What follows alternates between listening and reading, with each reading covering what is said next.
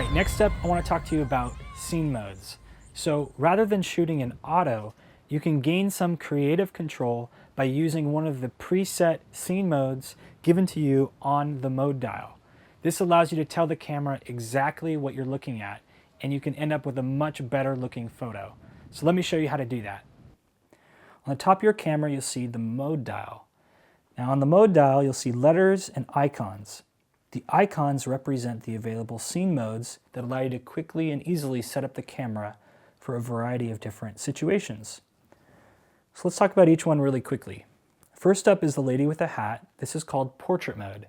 Now in portrait mode, the camera is adjusting the color values a bit to make sure that you end up with nice, natural looking skin tones. It's also doing its best to blur the background, which is really pleasing for portrait shots. Now I recommend using this mode only when you've got lots of natural daylight available. If you're shooting indoors with no natural light, I recommend using a different setting, which we'll get to shortly. All right, next up is the landscape scene mode. Now the landscape scene mode boosts the greens and the blues to give you more vivid looking landscapes. It also increases the depth of field to make sure that everything in front of you all the way to the distance is in sharp focus.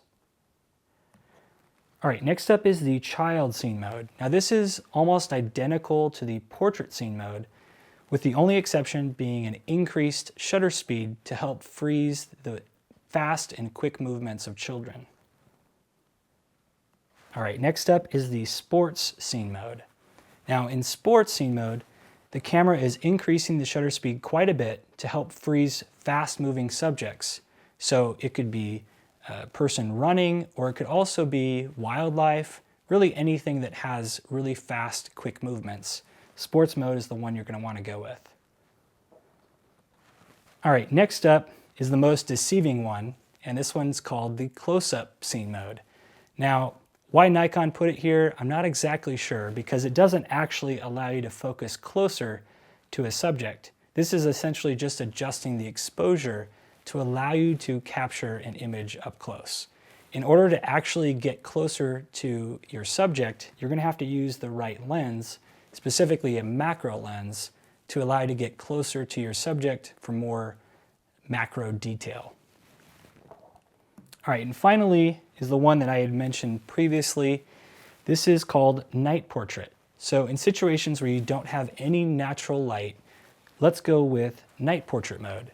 Now in night portrait mode, the camera is using the built-in flash to illuminate your subject, and at the same time, it's also keeping the shutter open quite a bit longer to illuminate the background, giving you much more natural looking flash images in low light. And there you have it.